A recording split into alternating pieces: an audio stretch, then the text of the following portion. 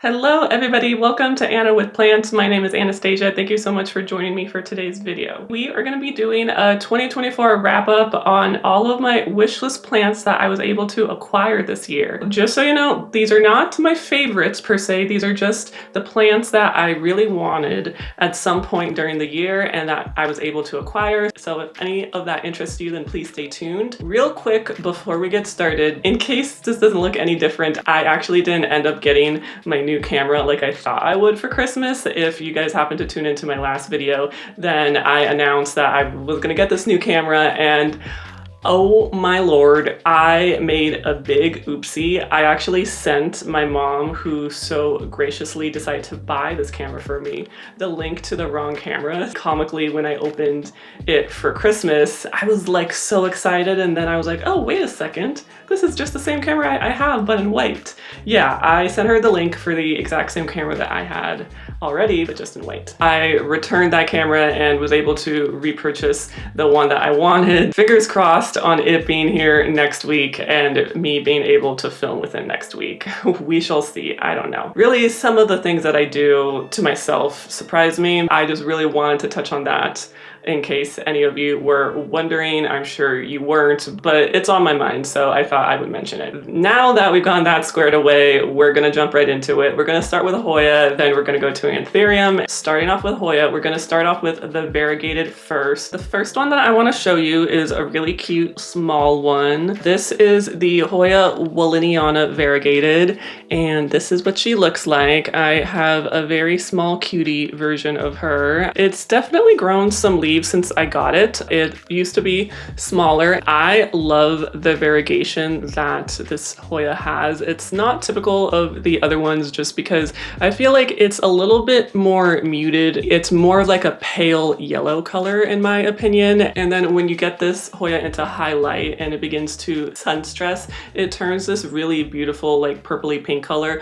Right now mine is only under some T5s, so it's not quite there yet, but you can see some of it on the back of the leaf, hopefully, how it can turn into like a really beautiful pink purple color. So that is one of the things that I really hope to do, in addition to hopefully having it grow out more. And unlike all the other Hoyas I'm going to show you, this one is currently in moss for really no particular reason. I have it in a humidity box just because I'm playing around with my Hoyas in some higher humidity, so I thought why not try it on this one. So this is the first plant that I'm talking about today that I was able to acquire in 2024. Quite a few of the plants that I'm going to show today I have recently shown on my channel. They do qualify as a wish list plant still. That's why I'm talking about them today. So I'm just going to breeze by this one real quick. This is the inner variegated polynera. I got this one around June, July, I want to say, and it's been growing really well. I really love it, and I'm so glad that I was able to cross it off my wish list. In contrast to the last one, this one I haven't shown in my channel in a hot minute, and this was definitely on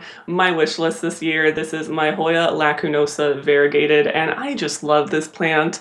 I think it is worth the hype 100%. I would repurchase it all over again, so if you're on the fence about acquiring one of these, I say go for it. It grows quite quickly, not as quickly as some other lacunosa I have. It is consistent. So far from my experience, isn't gonna go real dormant or anything like that, and I haven't had any problems with it reverting. From my experience, it's pretty stable. I love the backs of the leaves. I am a sucker for a good back of a Hoya leaf. It looks like really cool strokes down the back. I really love this one. The stems are pink. All in all, such a fun Hoya. I've seen it trailing, which is probably what I'm going to keep mine as. I've seen it on a trellis. It looks cute.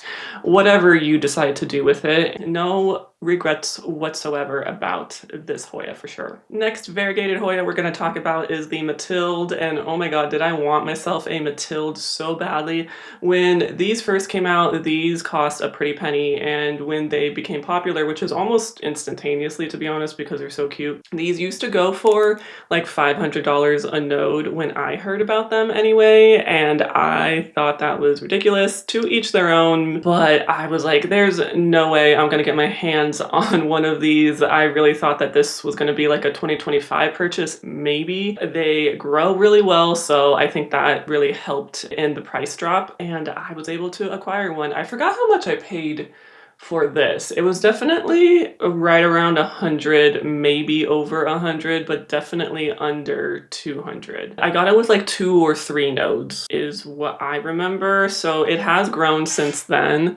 I'm so sorry if my chair squeaks. It is what it is at this point, guys. And I really love the one that I got because not only do you get that variegation in the middle, I also have a little bit of splash going through mine. I think that's really fun, and it's working on a set of new baby leaves right here, and it is so adorable. I really think that if you can afford this one, they have been going down in price. At this point they are under 100, but I wouldn't say that they're cheap by any means. Maybe 2025 is your year to grab one of these. The next one that I want to talk about is still a pretty highly sought after Hoya at the time of recording this video. This is the Madeira Green Edge. I imagine a lot of people are on the lookout to purchase this Hoya. Again, I'm sure it's not to everyone's cup of tea. I believe the origins of this particular Hoya is Kunzo. He is a plant collector in Japan, and he kind of collects these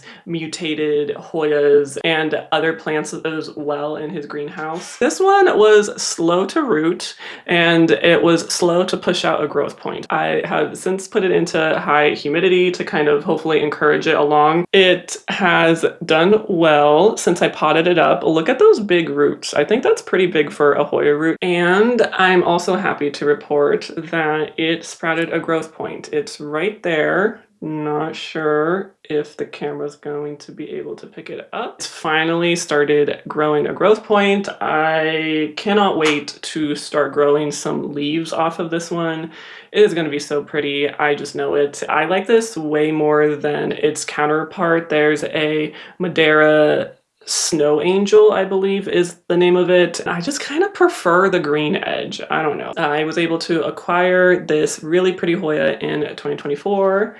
So I'm not really sure where to classify this Hoya under. I'm just gonna put it in the middle between these two categories. I was able to get my hands on an Argentea Princess. This was on my wish list for over a year. I wanted one last year, and I remember they were ridiculously expensive.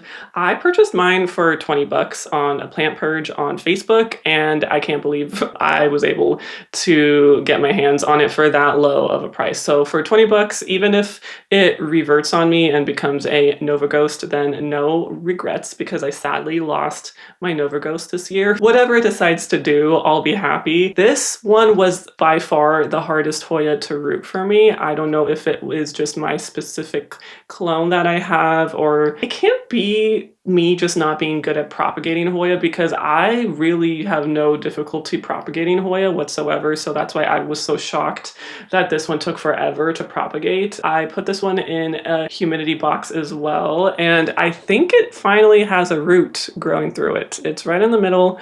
I can't see any other ones, but the leaves feel pretty firm and you can't really tug it out of here. So I think it's rooted. We'll keep our fingers crossed. Hopefully a growth point is on its way. We are quickly moving on to splashy and silver Hoyas. This one I'm going to breeze by because as soon as you see it, you will be tired of me talking about it. So I'm just going to show it and then we're going to move on. I wanted a nicely splashed Wilbur Graves this year and I got one. So if you haven't seen it before, it's glorious, but I'm sure we've all seen this plant before.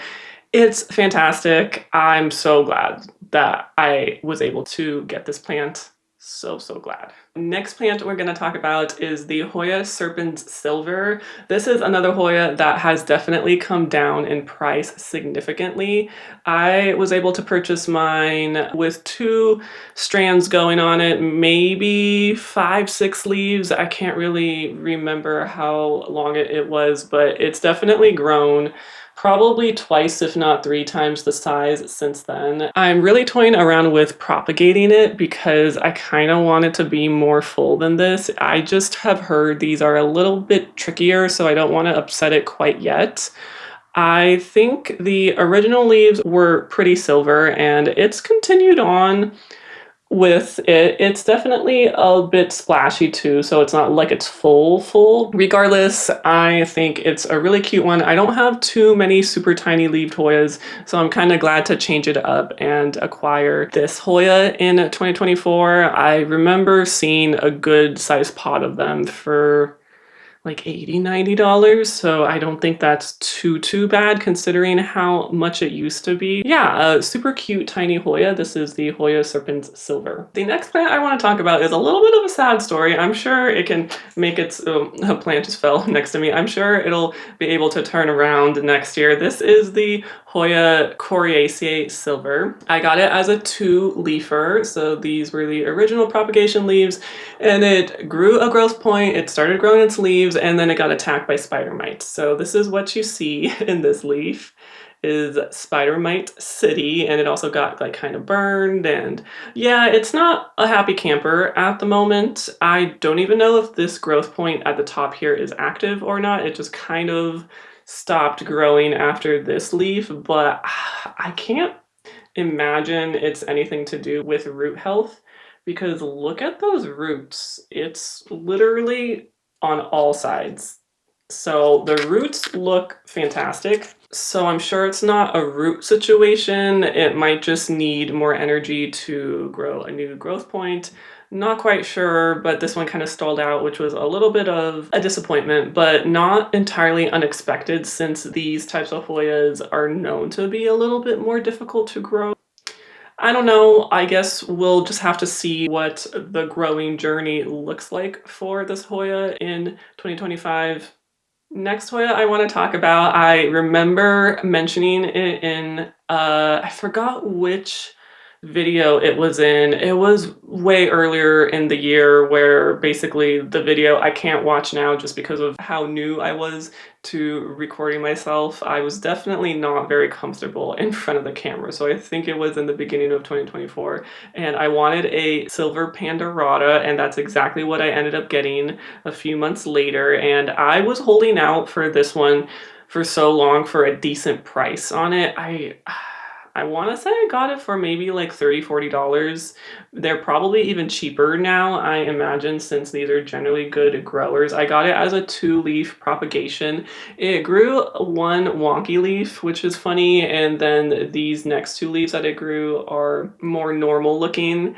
I really love the Pandorata. If you don't have a Pandorata in your collection, I highly suggest you to get one just because they're very unique plants. I love the growth pattern in that all of the vines kind of tend to grow down. It's a really lovely Hoya. I had a much larger Pandorata that I loved. That is sadly no longer with us, which was the Pandorata Vietnam. I'm just excited to grow this one out and see how it does. Just off the bat, I noticed this one does grow not as fast as the other Pandorata I had, but that's not surprising considering the green form usually grows more quickly anyway, but regardless, it's a pretty one to look at. I really wanted a multiflora this year, and I can happily say I was able to cross this one off my wish list as well. And I got the silver version, no less. This is the Hoya Multiflora Wonderfill, and oh my lord, it is a very stunning plant. It's a great grower. If you would have seen me haul it back in June, July, it was only a 2-leafer, just this small, and within the next 6 months, it grew all these leaves. Very good grower. I underwater this one all the time, and it doesn't seem to mind it whatsoever. It also has sprouted a peduncle, which hasn't done anything yet, but maybe 2025 it'll be the year. I know these bloom quite early, so I think that's a realistic goal to have for this one. And I also just love how the pattern isn't always the same. So look at this splashy one, and then it'll put out like this kind of leaf too. So it always changes up how much splash the leaf has, and it's just really interesting. And this is one that I can safely say I don't regret purchasing, and it has exceeded my expectations. So if you're on the fence about this Hoya, 10 out of 10 recommend you getting one. The last Hoya I want to talk about is actually a green form Hoya. Surprise, surprise, it's not all silver and variegation. This is the Hoya Elephant, or the AH027. 7.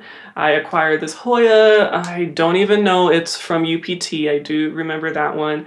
And I basically had to restart it because I just really neglected it in the garage and the roots were shot. So I decided to take cuttings and I potted it up, I want to say a few months ago. Sadly, we don't have any leaves that are formed quite yet. We do have a new leaf on it. So if you can see this part of the trellis, there is a new baby leaf. It's like deep purple stuck on the side of it. I've tried to move it and I don't feel confident that I can move the leaf to the side without it completely falling off. So I'm just gonna leave it there and see what it does. The reason why this one stalled out for a little bit is because I actually forgot to water it after I put the props in to the pot. I checked like a few days later and I realized that it was bone dry.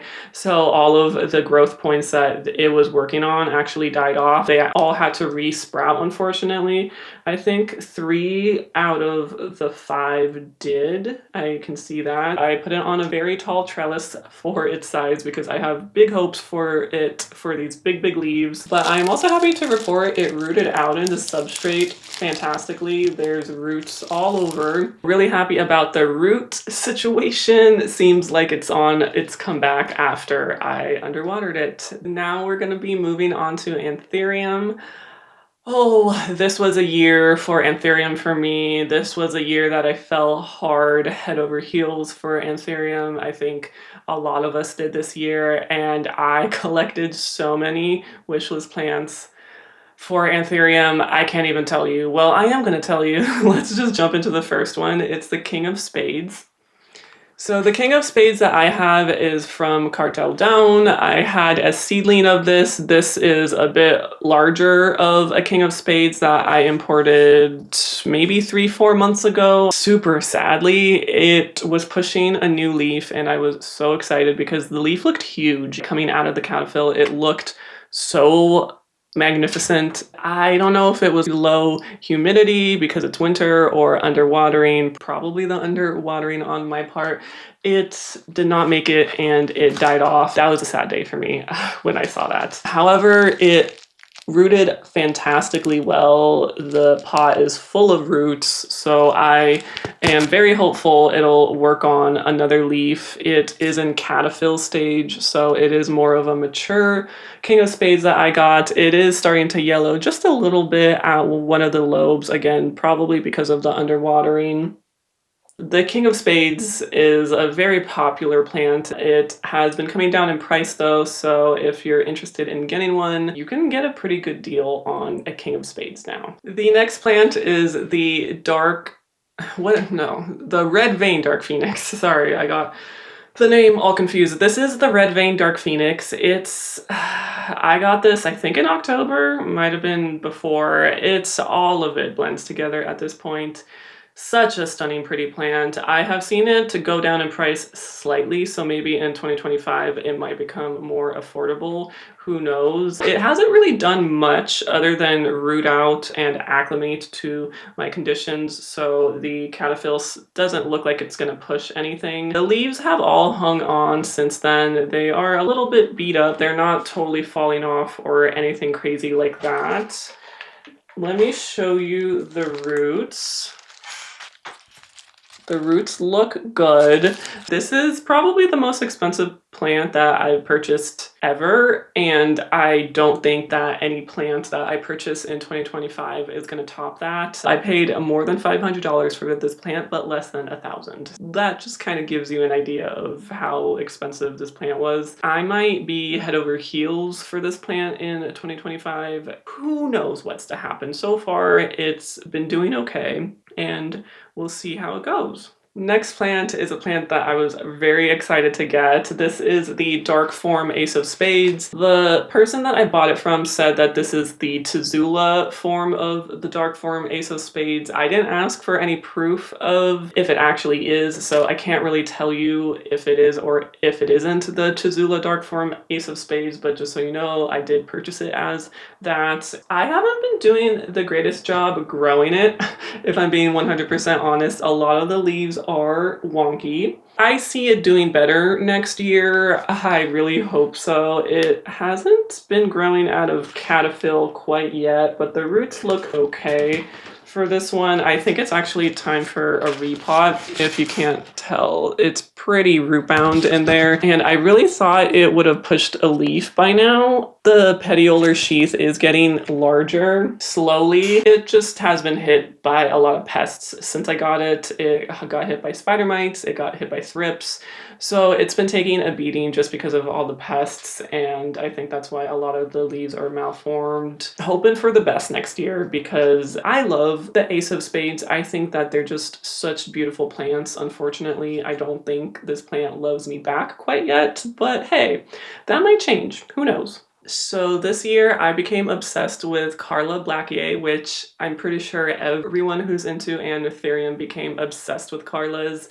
They are still quite pricey because they're not the fastest growers generally. Oh man. Even though I love Carlas, that is definitely one plant that does not love me back. I think I bought over 5 Carlas this year and I lost 2 because I bought duplicates, like I got them in seed form or something.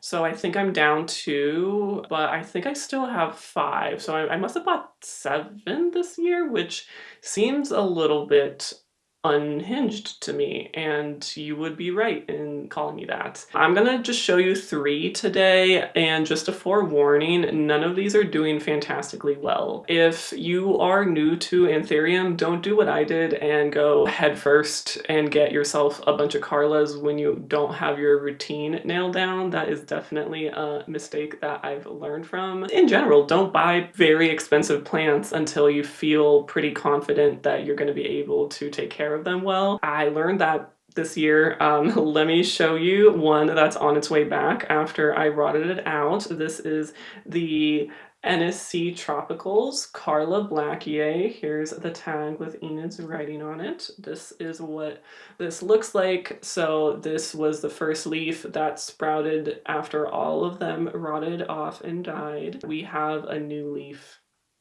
growing and it looks fantastic, if I do say so myself. It's just like a really dark red color, so stunning. I really love the veins of this particular Carla, and thank God she rooted out. You can see a root coming down the bottom. Honestly, at this point, I am a whiz at rehabbing anthurium. So on the off chance you guys trust me to put out anything tutorial-wise on anthurium, rehabbing anthurium, I can confidently say I got the hang of. Not so much growing them. I think that's definitely a goal for 2025 is to grow them well, but rehabbing, hey, I'm your guy for sure. This is the NSC Carla Blackier. I actually don't know where the tag is for this one. I'm gonna have to go find it. I think this is a buzz plant and this is the District Carla crossed with something else. I am gonna have to look that up because I can't confidently say I know the name of this. It's been in a prop box for a while because it randomly stalled out on me. This leaf is going. The main growth point died off. It was starting to push a leaf and then it just randomly aborted it because I think the roots were not happy. However, I do have some new roots in the substrate, so that's nice. But what I want to show you that I just saw today that was super exciting and very promising is 2 growth points have actually sprouted. So there's one new leaf coming out and then there's another leaf coming out of here. So even though these leaves are probably donezo and will fall away soon, this plant will come back, thank God. This is like one of the Carlas where I think it's pretty unique because the veins look pretty different than anything else. It's just the primary veins on this one. I really hope that this one continues to make it come back. The next one I want to show you, I actually haven't even talked about on this channel before. I very sneakily purchased it maybe a month and a half to 2 months ago, and I didn't include it yet. This is a Granthurium Carla. This is a self of his round Carla. This is what she looks like. It's quite dark for being this young. This is just my first impressions of when I got this plant. I think this leaf I grew, it hasn't grown one since, but it looks like it might be pushing out a new one soon. It is still in the exact container and it's in moss. I haven't done anything to it except put it in a prop box, and that is definitely something I learned this year when it comes to small anthurium seedlings is you want to give them as high humidity and the best chance to grow as possible. When they're this young, it's not really the easiest thing that you can do for yourself to just put them out in room conditions. Learn from my mistake. The next wish list anthurium that I want to talk about is my pure Dressleri. I was able to get my hands on one and it is actually back here. This one is also from Granthuriums. If you want to know the specific type I have, it is the black dress crossed with his RGF2 dark clone if you're into anthurium, and you know what all that means. If you're not, just know this is a pure Dressleri, meaning it's not a hybrid or crossed with anything other than other pure dresses. This is the last leaf that it has given me. It started to yellow a little bit around the edges because, again, under watering, December was not kind to these anthurium, and neither was I because I just didn't have time to water on time and they suffered. Luckily, the roots are looking fan-frickin-tastic. It is very well rooted. It's probably time for a repot coming up pretty soon. And it's pushing a new leaf. So this one actually looks like it's going to be pretty big. You can tell by the size of the petiole compared to the last leaf, and it's going to be quite impossible to show that, but the petiole for the new leaf looks even larger than the last leaf. So she's sizing up. I won't say it's like the biggest size jumps that I've ever seen. With each new leaf, it's showing more dress characteristics, and it's also getting much darker. That is why I specifically shelled out the big bucks for this plant, is because I wanted a really black Dressleri, and I feel like it's delivered on it 100%. So again, can't wait to see how big it grows in 2025, and just really glad to have this in my collection. The next wish list anthurium that I was able to cross off my list is a pure BVEP, or Antilocii is what it's being called now. This one I just showed not too long ago, but the leaf has continued expanding. Sadly, it did get scuffed. You can probably see on the side of the lobe where it got scuffed. I'm sorry, my dog is losing his puppy patience and I have the door closed. These plants are just so pretty. They're pillowy, and in the right light, they have like a blue shift to them. It's really great to have like a pure BVEP, or even BVEP hybrids are so beautiful. I am lucky to have this one. I actually have 3 in my collection, so this is one of them. I'm going to show you another one that I have, and the last one is a little bit on the rehab train. I just potted it up into moss today, so I won't show you that one. But this was the first pure BVEP I bought. Bought it from Hoya, and it was a BVEP that he acquired from a grower in the Bay Area. And I really love this one because the sinus stays red. This leaf, as you can see by how old and crusty it is, came out so long ago, but the sinus is still super red, and I'm happy to report that it's working on a new leaf. Thank the Lord. The leaves come out really red throughout the whole process, which is interesting because this leaf, for example, was more like a peachy bronze color. So very interesting to see. Even though they're both BVEPs, they're so different. The only thing that I wish is that hopefully this one is going to grow less twisted leaves. Again, I put so much cow mag in my feed. I don't know what's its deal. Hopefully the new leaf will be okay. A few more great additions to my collection this year. The last anthurium that I want to show you, I actually haven't shown this on my channel before. I kind of kept the purchase of this on the down low.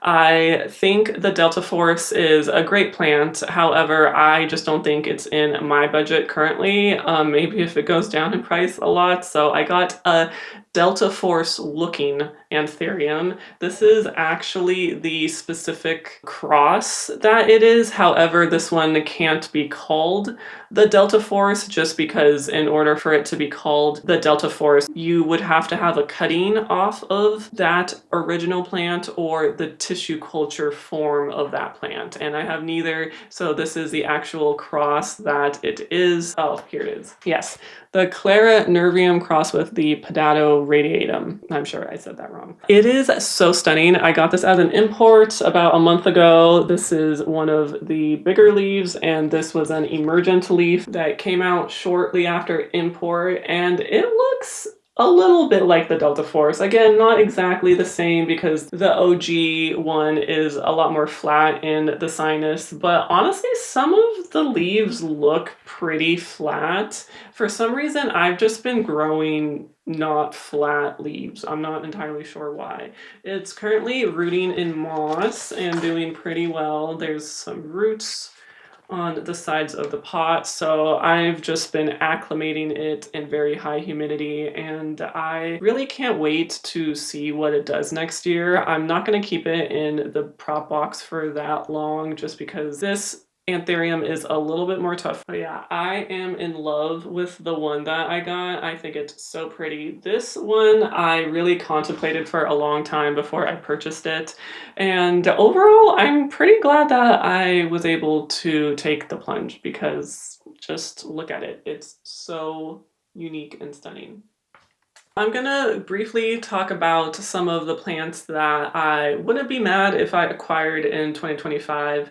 Let me just say that 2025 is gonna be a big departure from my buying habits in 2024 because I bought plants at an unsustainable rate, and I will talk about that right after this part of the video. So we're toning it down in 2025, and I'm gonna be doing a lot more intentional buying. So some of the anthurium that I've been kind of keeping my eye on, it's not going to be the really expensive fancy ones actually. It's going to be kind of like back to basics for me. I really want to try my hand on a Lux hybrid again. Lux, like pure Lux, I just know it's not for me. I can't keep it happy, so I think a hybrid is my best choice. So I want to get a Lux hybrid sometime next year, and those are pretty cheap. That seems pretty doable. I would also love to try my hand again at a regale. I don't think I mentioned this on this channel before, so I bought a regale off of Tropicals so long ago, like over a year ago. It is no longer with us, but I got like a huge regale as an import from Tropicals, and I've never bought an anthurium before, and of course I had to go and buy like a very difficult one to say the least. I remember that was the anthurium that did it for me, that like opened the gates to anthurium in general. I didn't know plants could look like that or feel like that. I just fell in love with the regale, and I don't have one in my collection anymore, so I kind of want to try my hand at it again, but as like a seedling, because the other one I got was like a huge established plant, and those, when you're importing, just take a beating and it's really hard for them to recover. So I want to get a regale seedling at some point in 2025. That would be nice. And I would also like an SP Morona. That is a pendant anthurium that I didn't even know existed. I think I was watching Only Plants and he was touring this grower. I don't remember where it was, but he had this beautiful anthurium that was like pendant, but then the pendant was super wavy and ruffled, and they just look so cool. And so I really want to add that one to my collection at some point next year, and I think they're pretty affordable, so that's great. And the last two that I want to keep my eye out for is a Carla red crystal hybrid. I love Carlas and I love red crystals, and I have yet to add a hybrid of those two in my collection, so I'll be keeping my eye out for that hybrid. Again, not actively looking, just passively. The last plant that I would not be mad at if I acquired is a Cunulence, I believe is how you say that. I have a Cunha Carla hybrid, and that was when I kind of really fell for Cunhas because they're a little bit niche.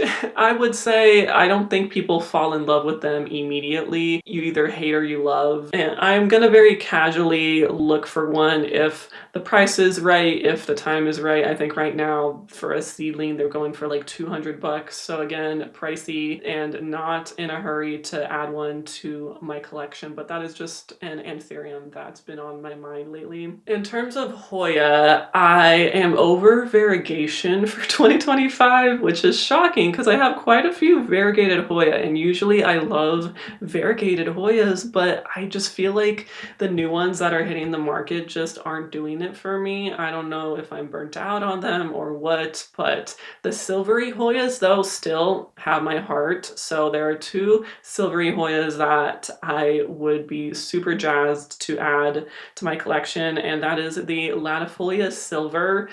It's still above $100. I think the cheapest I've seen it is go for like maybe like 130, and that is still a little bit too much for what I want to pay for. That is for like a cutting with 2 leaves on it. I want to hold out and see if the price can drop even more, but the Latifolia Silver is like a pure silver Hoya, and I really love the texture that it has. Usually a lot of those are very flat leaf Hoyas, but that one has great texture on it, so I really like that one. The other one that is kind of a long shot, but that's a, oh god, I'm not going to be able to say this, Patchawalai ice. It's a form of a green form Hoya that's mostly splashy and silver, and it's called ice. That one looks really good. However, I would have to hold out for the right one because I've noticed some aren't very well splashed, if that is how I want to say that. If I find the right one and if it's not going to cost me an arm and a leg, then maybe it's meant to be in 2025. And the last one that I want to talk about is a philodendron.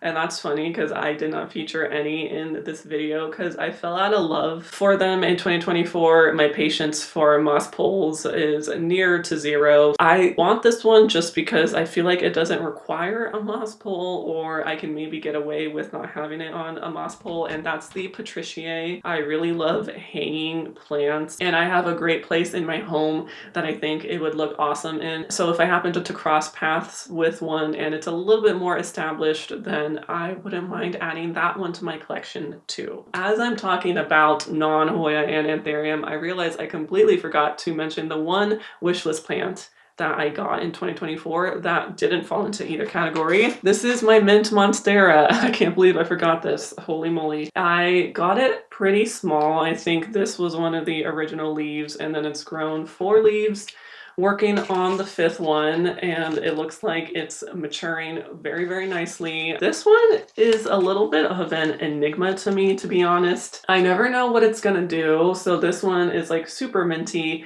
and then the other ones kind of have more green on them. And I'm pretty sure it's a tissue culture mint monstera, if I'm not mistaken. I really don't care. I still think it's a pretty plant. It also has a comically large aerial root growing out of the pot, which is just telling me it badly needs a repot. However, it's still growing pretty well. So the last plant that I want to talk about. So now I want to talk about why I said that I regret purchasing all these plants in 2024. Sorry, I had to bring the mic closer because my voice is actually starting to go. I've been talking for that long. It's starting to get a little scratchy. I'm going to tone down the voice a little bit and bring the mic closer. Let me clarify in the sense that I don't necessarily regret having these plants now that they're in my collection. I think with all the money that I've spent in plants in 2024, that would be a super depressing thing to say. So what I regret most about purchasing these plants in 2024 is the rate at which I purchased them. I just think that no one should cross this many plants off of their wish list in 1 year when they're at the state that I was in 2024. What I mean by that is I really didn't take into account what the state of my collection was when I brought in these plants, and I didn't take into account my personal bandwidth. My bandwidth this year with my plants was stretched to the max. I'm sure if any of you happen to see my videos throughout the year, you would have seen that I hit plant burnout pretty hard this year. But despite me being burnt out, that didn't discouraged me from buying my plants off of my wish list, and it should have. That's mainly what I regret this year. If I were to do it all over again, sure, I think I still would have bought some of these, but I wouldn't have bought all of them. I think sometimes the moment wasn't right, but I was really determined in getting a particular plant, and so maybe I paid too high of a price on it when I could have just held out and seen a drop. I think that is true for a lot of the Hoyas that I bought. Most of the anthurium did hold their price, so it's not like they dropped, but I know I definitely bought a couple Hoya that I could have held out for a little bit longer. And that just all goes to say that is why I am not having a wish list in 2025. I know I just mentioned some plants that I would like to have. For me, a wish list is actively pursuing a plant, and I'm not actively pursuing really any plants in 2025. If I don't buy a single plant that I just talked about, I will still be happy with my collection. I'm sure I will buy plants in 2025, but I just really got to slow my roll because I need to take care of the plants I already have, and I am also going to downsize my collection. So I'm definitely going to hold off buying more plants until I can downsize and until I feel comfortable allowing more plants in my collection. So that is what I ultimately regret, is you really got to take stock of how your plants are doing and how you're doing before you get wishlist plants. Learn it from me. Take me as an example of what not to do. So despite adding all these gorgeous and wonderful plants to my collection, I feel spent. And not financially, just emotionally spent. Well, probably financially too. I don't know, because if I were to add up how much money I spent over the year on plants, I would probably faint. Don't worry, I'm fine. My plants are going to be fine. I just wanted to add this at the end of the video as a PSA to just take it easy. The plant is going to be there. Even though it feels like it isn't going to be, it is. Anyway, I hope you guys enjoyed this video. Thank you so much for tuning in. If you happen to stay through the whole video, then I love you so much, and have a wonderful, happy, and safe New Year's. I can't believe it's gonna be 2025. Thank you so much for coming along the ride. It means the world to me. I hope you have a wonderful New Year's, and I'll see you in my next video. Bye.